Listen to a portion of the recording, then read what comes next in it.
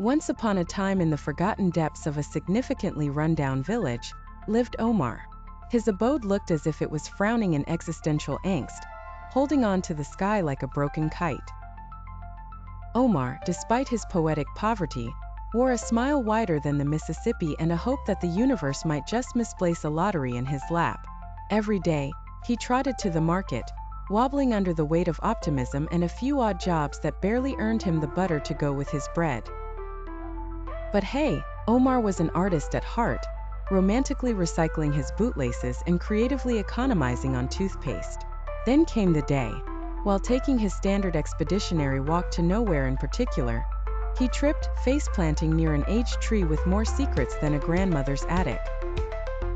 Dirt tasted funny, but curiosity was a more potent spice.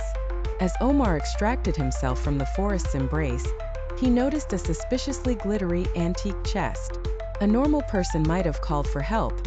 Omar called it destiny and pried it open with part MacGyver finesse, part caveman determination. Inside, there was enough shiny to dazzle a dozen magpies. Old coins, ornately encrusted jewels. It was the pirate's dream minus the rum and scurvy. Comics would call it the jumping-off point of a punchline, but for Omar it was a lifeline. Instead of splurging on an impractically large aquarium or a mansion with an in-house bowling alley, Omar exhibited infallible and frankly jaw-dropping common sense.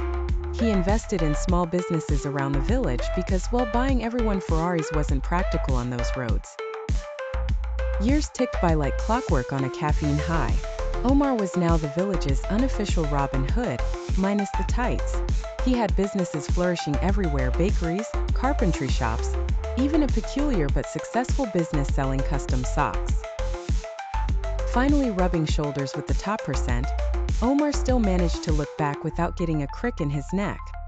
He helped the needy with a generosity that made philanthropist billionaires give him an approving nod. Thus, the fable of Omar teaches us that while sudden riches can swim in, it's the sensible strokes that get you safely to shore. Money is nice, but a heart richer than a double fudge cake is what truly sweetens life. Tedious cliches aside, Omar stayed humble, transforming belly laughs into bellyfuls for the entire village.